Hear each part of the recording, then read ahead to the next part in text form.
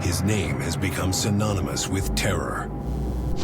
In California, 5 members of a so-called religious cult, including Charles Manson, the guru or high priest, have been indicted in the murder of Sharon Tate and 6 others. His sadistic murder shocked the world. Charles Manson was charged with controlling and directing the killers. I don't have any guilt. I know what I've done. Todesstrafe in Kalifornien. And now, 50 years later, he remains the face of evil.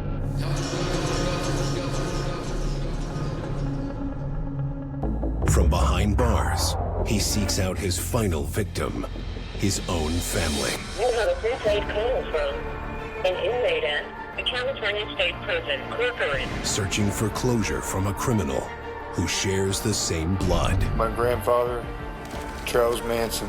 I wish I could bring you into what I'm doing. It's hard to look back and know where you come from. I did not want my son around that. I didn't want him to think that that was in him, because that would have been his bloodline. What's going to happen to me? Am I going to kill somebody? Is this in the family tree? Is this in the genes, in the blood? I want to face him face to face. I want to know the answers because I'm sick of feeling lost. No matter who he is, he's still family. Understanding me is understanding yourself. The reality is, you're fading.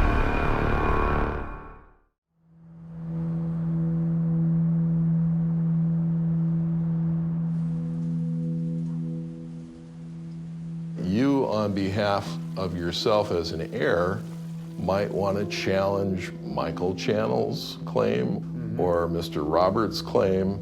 There are one or more other possible relatives that could potentially come in also and make a claim. I never met Michael Bruner. What I knew about Michael Bruner was that his mom was Mary Bruner, and his father was my grandfather, Charles Manson Sr. It was 1967 and the Summer of Love when Mary Brenner and Charlie Manson had their own Summer of Love, and Mary got pregnant. He was the first child of the first family member with Charles Manson. Charles certainly believed that Michael was his child. He referred to him, he didn't refer to him as Michael. He referred to him as Sunstone, S-O-N-S-T-O-N-E, Sunstone. She was the first woman in the Manson family and was instrumental in helping Charlie, I think, recruit other young women. And Charles certainly believed that Michael was his child. He was never denied paternity.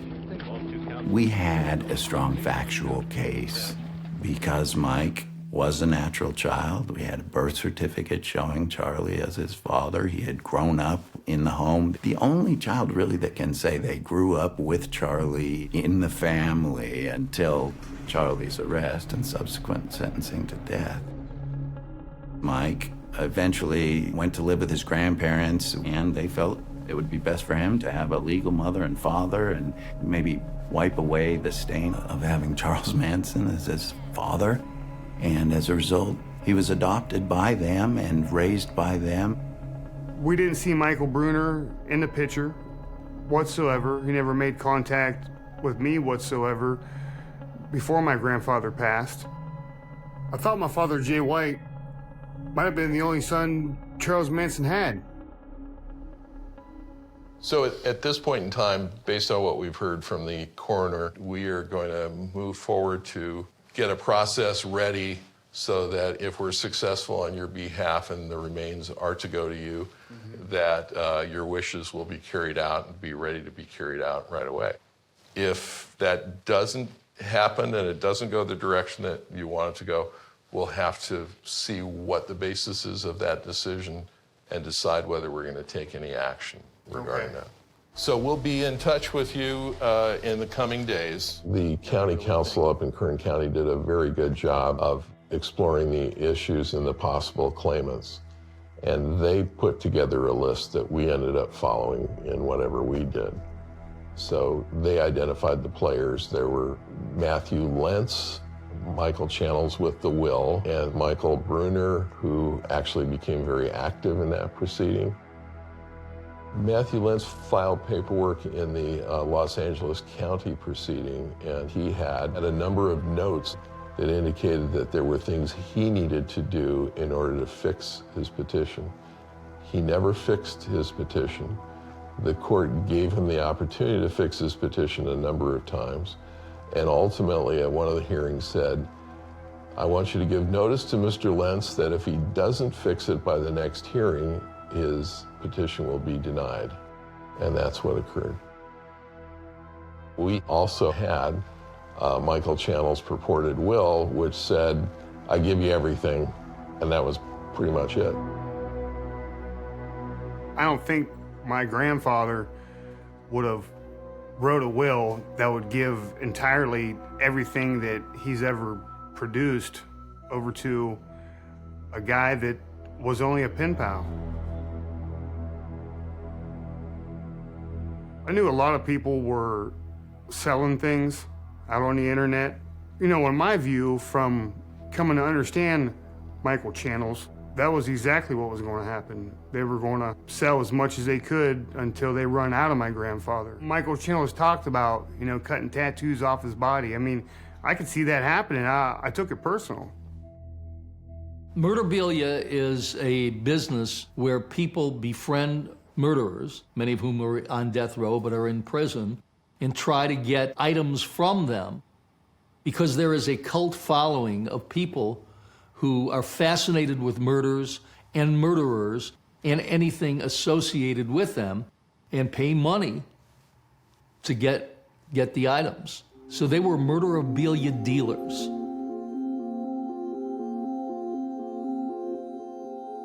All this stuff kind of found me. I've been collecting for years. I started seeking it out and writing people and getting things. After a while, people realize that you collect this kind of thing, and it just starts finding you. It's bizarre.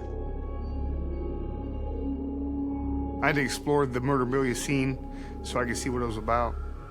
I went to visit a gentleman who was interested in doing a blood painting of my grandfather. This is a pretty nice setup. Thank you, thank you. It's like every wall there's something new, so. Big fan of the weird, strange, unusual, infamous, and anything that turns an eye. So you got some of my grandfather's stuff up here also. I do. The stuff I have of your grandfather, Charles Manson, that's just a small taste of it. So I have some paintings and, you know, all kinds of crazy stuff. There's so much Charles Manson stuff out there. I mean, oh my. Your grandfather made an impact. He was a complex guy, you know, and he was a showman. That's what I liked about him. I mean, I initially got a hold of him because of the infamy, and after talking to him, I saw a little deeper into the whole thing. I would absolutely be honored if Jason would contribute to this. The reason being is it means a lot to me to have the grandson of Charles Manson contribute his blood to these paintings because the DNA is in there. I actually did my first blood painting of Charles Manson a couple of years ago and sent him copies of it. I like to paint in it, and the idea is to create a future relic. I'm not really a dealer. I'll trade once in a while. Once in a great while, I might sell something, but I'm a collector. I don't know, I just have a compulsion to have the stuff around me. It's not all, you know, serial killers that I paint. I paint anything I find fascinating. I just think that, you know, you have a choice at a certain point whether to sort of embrace the dark side, and it doesn't get much darker than Charlie Manson in terms of the bad vibe, the dark karma that he's gonna generate. And to say, yeah, I want some of that shit. It's like someone who embraces heroin. I don't know if I do agree with that. I think it's all exploitation. And I'm exploiting things that I'm fascinated with.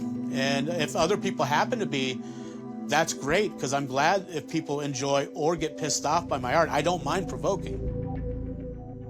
After Dad left, I had to go back up and get a book. His girlfriend grabbed my arm and she started looking at me, and she's like, oh, I wish I could take your blood, and she's looking at my veins. And I'm just thinking, leave it alone. After seeing what was in there, it's not my cup of tea. You can't have my blood, my anything, man. I was out. I mean, really? I mean, do your thing, whatever you want to do, but it's not going to be with anything from my husband or my family. I just think, I don't know. People do anything to make a buck. Memorabilia collectors and ghoulish types from the world over are seeking to get hold of the remains and dissect and sell, God knows, fingernails or whatever, teeth. I mean, you may not have been close, but I think that would make any of us recoil in some degree of horror. And I think it made Michael Brunner recoil in horror. His interest was in securing a dignified end to an undignified life. He felt in that regard that it was his duty to do something for his biological father. As far as Michael Channel's will was concerned, the document that I saw had a lot of parts of it blacked out. It appeared to be a somewhat incoherent document, but from what I could make out it looked as though it was a document that Mr. Channels himself may have been a witness to. Under California law, 2 witnesses would have to sign and date and give their contact information on the will itself. In this case, it appeared that at least one of the witnesses was an interested party, and that creates that presumption that it's not a valid will. I got news from my attorney, Dale, that it was only down to one person for the custody of my grandfather, and that was Michael Brunner. We had a strong factual case because Mike was a natural child. I think it's great that I have an uncle out there. I would love to meet him. I would love to meet him on, terms that aren't so rough, I don't even know Michael Brunner. I didn't know him. I didn't know him before this happened. I don't know him now, but the opportunities are still there for us to have a bond. And I'm just gonna say it. I mean, towards the end, when I asked him about Brunner, do you think he's yours? And he said, man, who knows, man? We were all fucking back then. Everyone was fucking everyone. How the fuck am I supposed to know that's my kid? And then, but I'll tell you what, I raised him. I took him out of her. I threw him up in the air to take the fear out of him. I love that kid. And it became this legal battle that I never foresaw coming. I know Charlie didn't either. My name is Jason Freeman, and I'm here to claim my grandfather. When he made that claim and went out there and was in front of the courthouse, and it was that was business. I'm gonna finish out what I started. Family comes first. What kind of relationship did you have? I just want to get to know my grandfather. And he tells me, I don't know how to be a grandfather. I don't know how to be a father. The only father I have, the only grandfathers I have are these prison guards. And I know that's all he understands. I know that's all he knows, because that's where he was at all of his life, even as a child. I personally wanted to gift my grandfather with a chance to understand his grandson and his great-grandkids before he passed, and I did that for him. This is life. This is the end of the life of someone I loved. I've spent over 17 years getting to know somebody that I developed a relationship with that I didn't see coming. I didn't foresee the man behind that mask, bro. He was an incredible human being, and he very rarely let people see underneath that mask. Very few people. Yeah. And, oh, yeah. And I will admit, he died, I'm gonna say, protecting you, because he didn't want to let you in. because he didn't want you or your family tainted. I noticed whenever your grandfather got close to love or someone telling him, whenever I would tell him I loved him, he'd say, man, you gotta stop it. No, you're making me feel like a schoolgirl, man. What are you, you love me? Yeah. You know, he would push you away. Yeah. He would lash out at you. He would degrade you in some way. He would degrade you, humiliate you. Yeah. And I'm smart enough to know that that's a shield for him, you know? And it wasn't until the end of his life that he began to repeat it. And that's how I knew that was the mask. I mean, it's just such a drama scene with that guy. And I don't know, he just thrives on it. It's I don't know what his infatuation is with Charles Manson, but there's something not right because, I mean, there's more to life, and now he's dead, so now what? I don't know what is, I don't know. I still haven't come to complete honest, terms with myself on full acceptance that he's a murderer and a serial killer. I had to get a reality check. I wanted to meet somebody who was part of the Manson family that lived at Spawn Ranch. Hey, man. I had to go to the core of it, and I needed to hear from one of the Manson family members, and that was Diane Lake. Yeah. I never heard about you until, it was in the news. Yeah, I was just curious what it was like spending time with my grandfather before and then after the murders. I was there pretty much the whole time. He just had this, this way about him. I mean, for me, it's been 50 years. So yeah. Time softens, the memories. But, it does, there's good memories and there's bad memories. Yeah. And I think that part of the hold that he had on me and all the girls is that he had this uncanny way of making each one of us feel like we were his favorite. We were the most loved. And maybe he was protecting me. I still have that same question with me. Was he protecting me or was he pushing me away?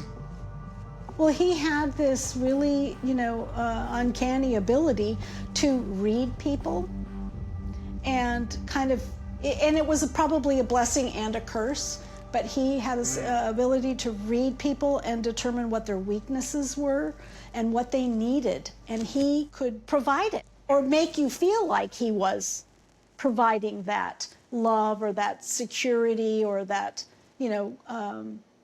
made you feel worthy and special. And he had, I was disciplined, when I acted out or, when I didn't, keep my focus on him. I got hit, I got whipped, a few times. Yeah, there's a lot of questions in my own mind. If he's innocent, if he's guilty, what he's guilty of, where's the truth lay at? Because I know it doesn't lay at the courthouse. I don't believe that. Right. But I think that he was definitely instrumental in creating this maelstrom, that happened. I think it was his delusion. I think that and he got other people to believe in it. Feed into that same illusion? Yeah, illusion, delusion. He was the one that promoted this idea about this black-white race war that was going to happen, and that he was the instigator for preparing it, but other people were climbing on board. He wanted these murders to be blamed on blacks so that whites would start indiscriminately killing blacks, but Manson felt that the blacks would end up killing all the whites except for Manson and the family. And innocent people were murdered for the reason that Manson and the family wanted to start a race war. I mean, that's about the basest motive that you could possibly dream up. These people really embraced and enfolded his delusion. And that was about helter-skelter was real, and that at some point it was their responsibility to start it because it, it wasn't happening. The spring of 1969, Manson was getting frustrated because he thought that the blacks were going to start the revolution. And he said in May, the only thing that Blackie knows is what Whitey shows him, so someone's going to have to show Blackie how to do it. And then in June, he said, we're going to have to show Blackie how to do it. And on Friday, August 8th, Manson had been up at Big Sur, and he came back, and he said, now is the time for helter-skelter. Well, now was the time for murder and bloodshed to begin. And I had this epiphany a couple of months ago that kind of, because one of my big questions has always been, how could these people that I loved and, was close to, how could they have actually, killed people, right? I mean, physically, where the rubber meets the road, how could they do that? Sharon Tate had some friends over for lunch, and there was talk of having a party at the house that night, but she decided she wanted to have a quiet night with her friends. So she and Jay Sebring, Wojtek Frykowski, and Abigail Folger went to have dinner at a nearby Mexican restaurant. Then they came back for the night right around 10 o'clock. The three women approached the house. Watson told Kasabian to look around the house to find out if there were any open doors or windows. She did that, didn't find anything, but when she came back, she saw Watson at a dining room window, and he had cut the screen and opened the window and climbed in. When they got to the living room, Jay Sebring, who was a longtime friend of Sharon's, Watson was having Sharon sit on the floor, and Sebring said, no, she's 8.5 months pregnant, let her sit on the sofa. And Watson, with his revolver, with the gun butt, smashed Sebring in the face, shot him and stabbed him. That basically killed Sebring. I mean, it's one thing in your head to talk about, are you willing to die for me? Are you willing to kill for me? Are you willing to kill, in order to not be killed? Yes, exactly. Krenwinkel chased Abigail Folger out of the back of the house, and fortunately, on the way, left her fingerprint inside next to the back door, and she chased Folger with an upraised knife and caught her in the front yard and proceeded to stab her. Wojtek Frykowski tried to run out of the front of the house. Adkins stabbed him in the leg a number of times, and he got out, and Watson tackled him in the front yard and stabbed him and shot him. Frykowski ended up being stabbed 51 times and hit over the head with the gun butt 13 times, so hard that the grip on the gun butt broke. And when Watson was finished with Frykowski, he went over and helped polish off Abigail Folger. But to me, it was a mind game. It's like, no, he didn't really want us to kill. We had to be, I mean, it's really hard to explain, but we had to be willing to kill in order to not have to, or to not be killed ourselves. That was, because he was always playing mind games. Watson, with this rope he brought, he knew that there were beams going across the living room ceiling, and he threw the rope over the ceiling beam and tied one end around Jay Sebring's neck, Jay, who was already dead, and the other around Sharon Tate's neck. And the coroner said that when Watson hung her from the beam, that she was still alive. Charles Manson, your grandfather, descended into a psychotic, I think, delusion that made him increasing, and his name, Manson, increasingly made him feel like he was Christ, you know, and the second coming, and that he had a mission. He told his family members that he was Jesus Christ, and he would recreate on the cross how it felt when they were driving the nails in his hands and in his feet. And he said the first time he came to earth, he came as Jesus Christ, and he got crucified. So this time he was coming as the devil. He didn't have anybody saying, "No, you're wrong. You know, that's impossible. Yeah. You know, this isn't going to happen." And the struggle, and I'm sure it's been a huge struggle, as it was for me, and it still is, in revealing that. And fortunately, and I hope you have some of the same experience that I've had since I came out about my story, and that it's been 99.9% positive. People say, "Good for you, how brave, you know, to tell your story." And so, we're so thankful. Now it helps us understand how this cult, how this man came to be, you know, the icon of evil. Diane's story was like a three-piece combination that put me on the ground. Yeah, I'm so glad to have met you. We shared our stories. Yeah. She was pretty open with explaining to me that my grandfather was the mastermind behind all the murders.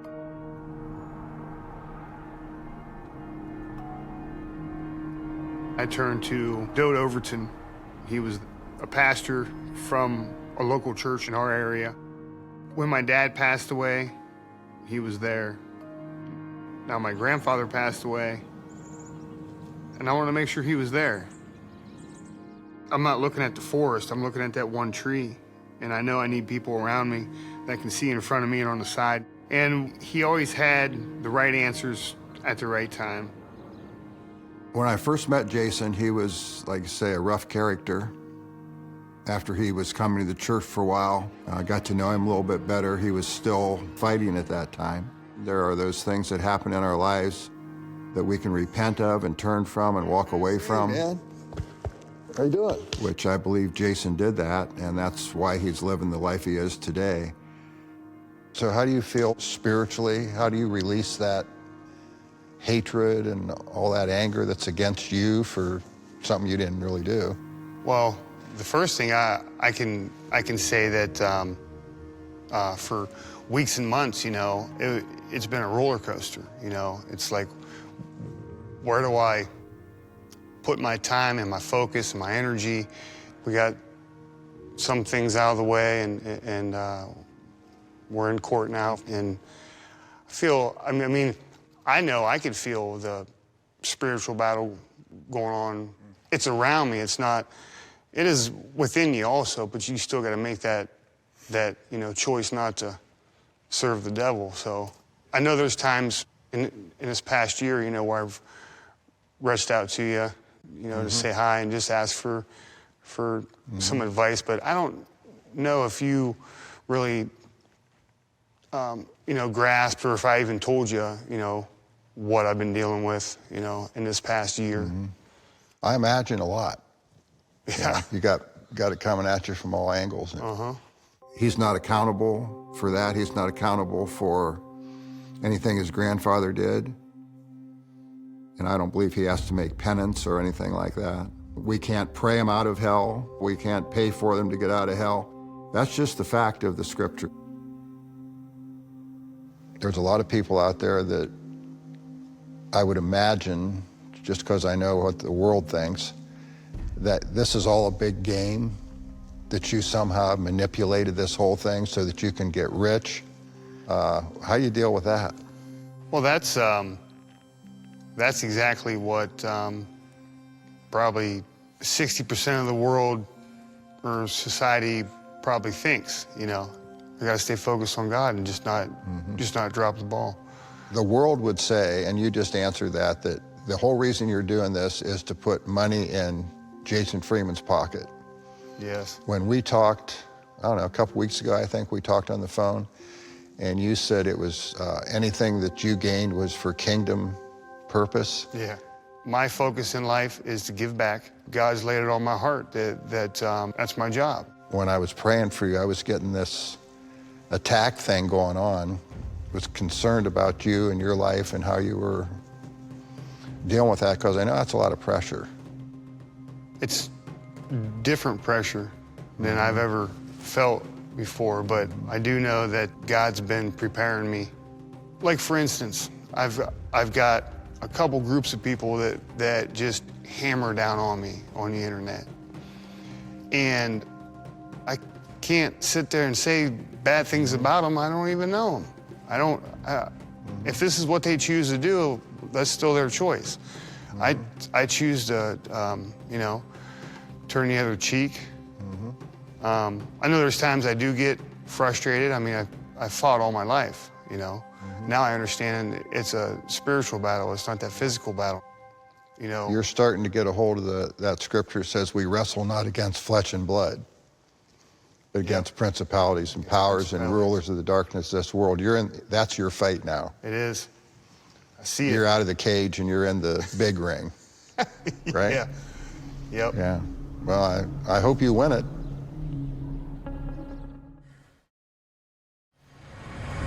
One more thing for you tonight, and it is the resolution of the absurd fight over what to do with Charles Manson's remains.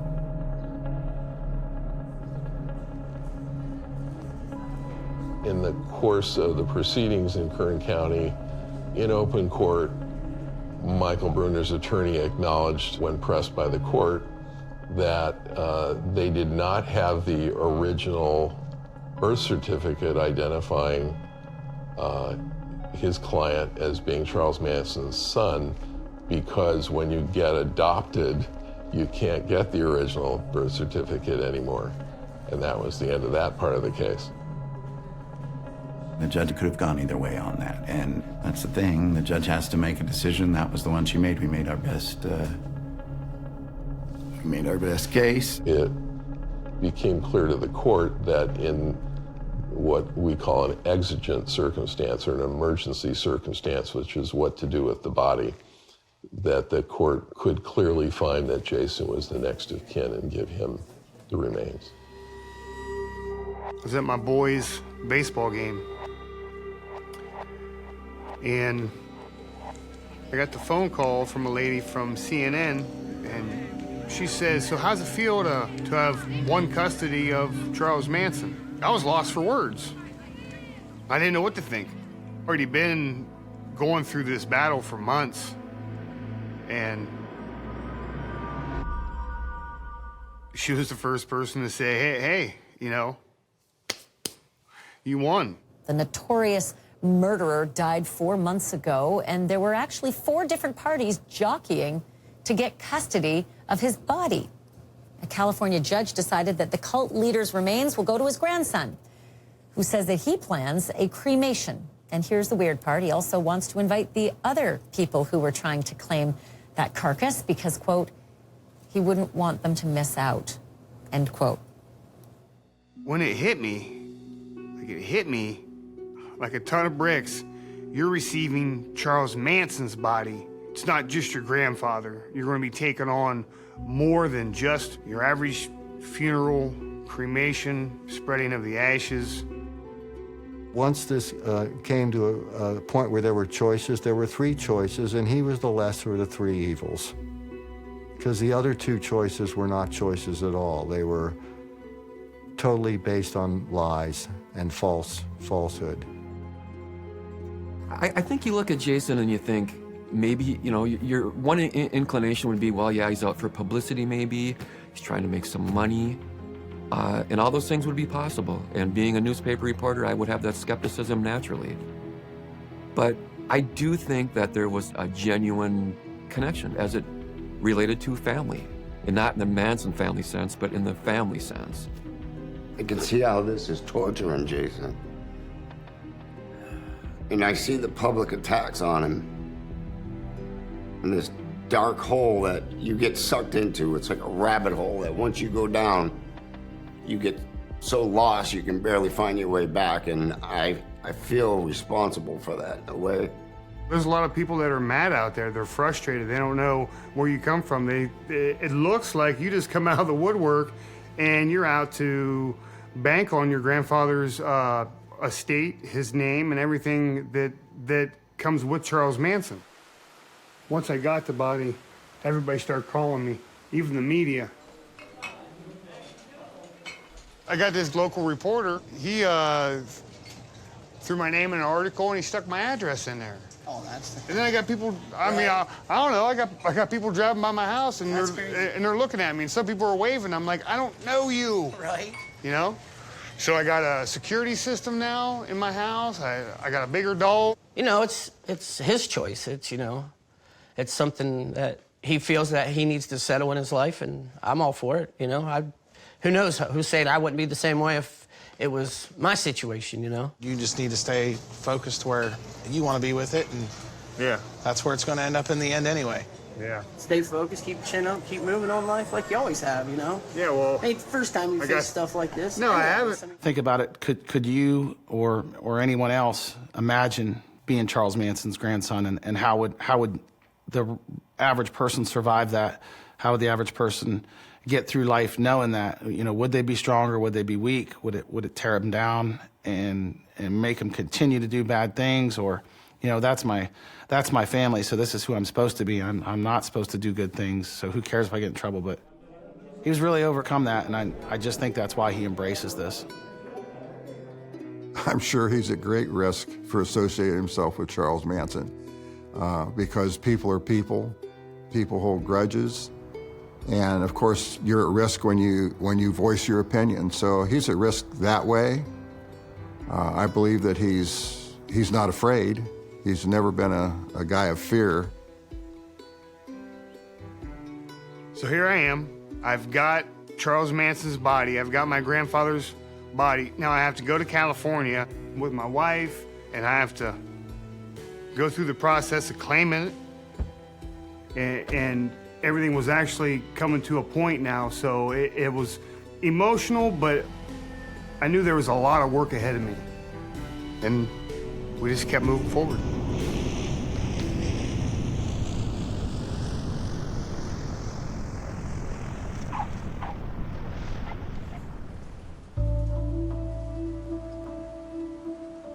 You know, Dale, you and I both talked extensively on where the remains could end up. And that's the last thing I want to do is see my grandfather's ashes on eBay or things that he owned just being sold off.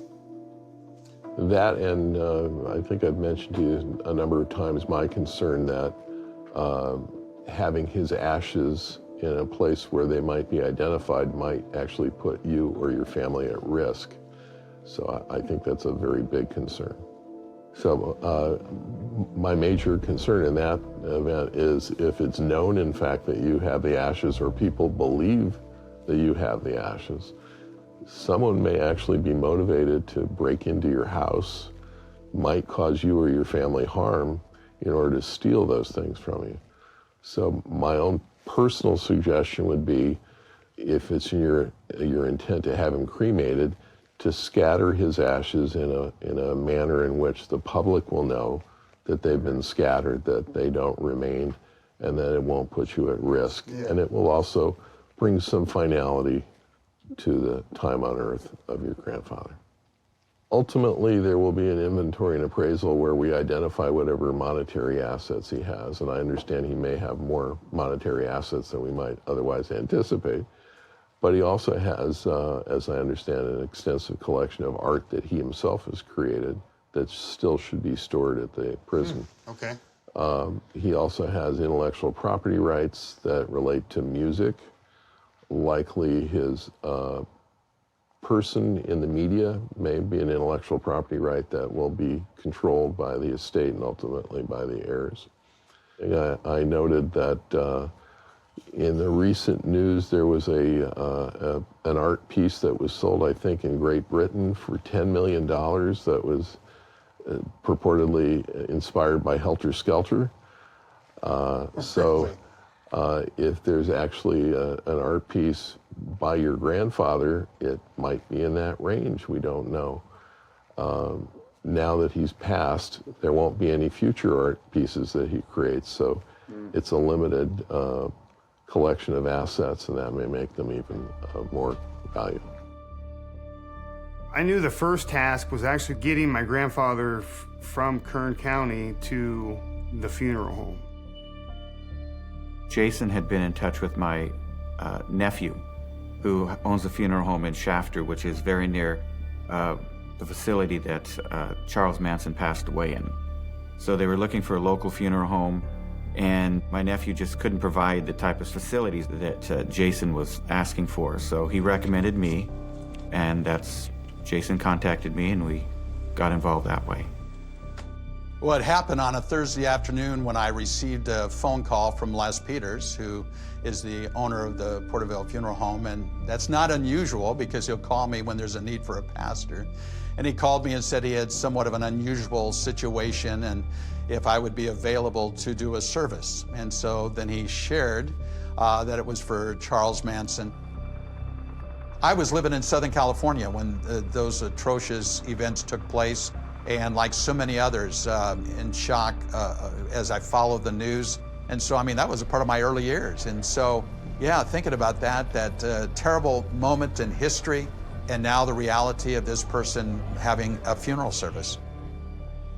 Then he shared that he was going to be meeting with Charles Manson's grandson, Jason. And as a part of the conversation, he said, and Jason's a believer, he's a Christian. And so a couple things went through my mind. I said, well, number one, I'm a pastor, so I'm always involved in doing services for whoever it may be. But then also to know I could be supporting someone who's of the faith, I wanted to be available for that.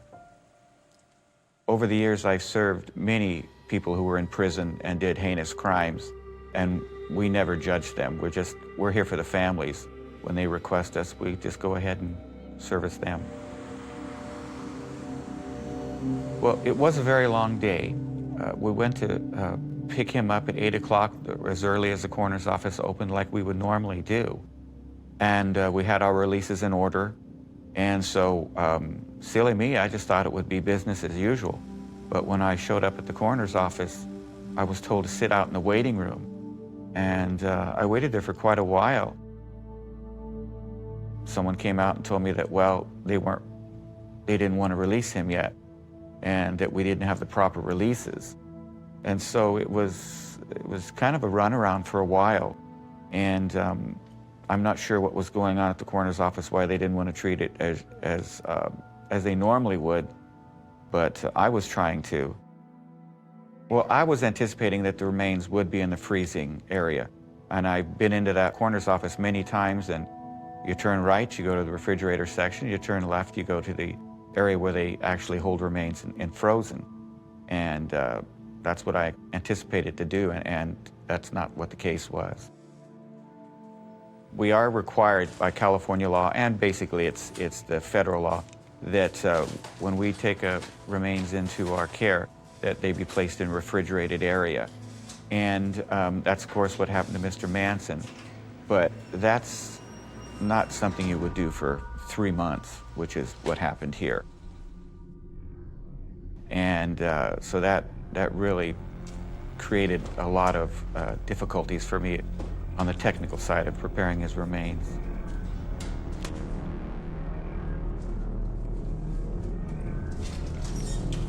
The largest problem I had was that just like if you're in a bathtub, you all know what happens. You're in a bathtub for an extended period of time, your fingers start to wrinkle up from the water and everything. There were some fluids in the bottom of the bag that he was in, even though they had some type of an absorbent cloth. But that many months, that's what I was dealing with, to the point that it was just beyond repair.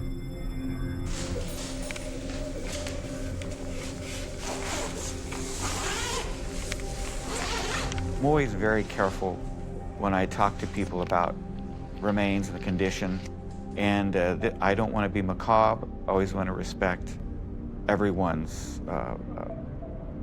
dignity And I'm not sure I want to go too much into the condition of Mr. Manson's remains, just out of respect that I would have for anyone.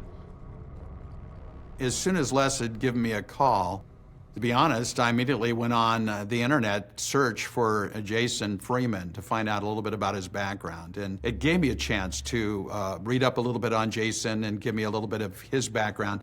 And that made all the difference in the world to me, because Jason's a believer. He's a Christian, and I felt like there was someone whom I truly could stand with and support. Jason had already put in a considerable amount of time in trying to put together the facility to be able to handle the remains. When the time came, he was ready to proceed. I was contacted Thursday by the funeral home with the understanding we would be meeting with the family members involved on Friday.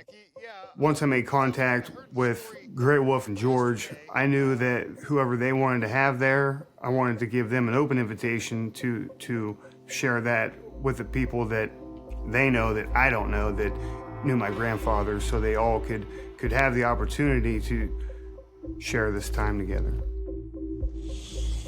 I have a feeling there's going to be a lot more that show up. Do we have a plan for security, or like we need to think about that, because you know that somehow somebody's going to know what's happening and where. That's great. Not everybody that shows up is getting in. I mean, that's going to have to be very selective. So it's important to have security in place. Yeah, I think security has to be a priority. Jason has done all of the work. Jason and his family have been through the ringer with learning about Charlie, with learning about Jay, with going through all these emotions. There hasn't been one single one of these people who've contributed to anything.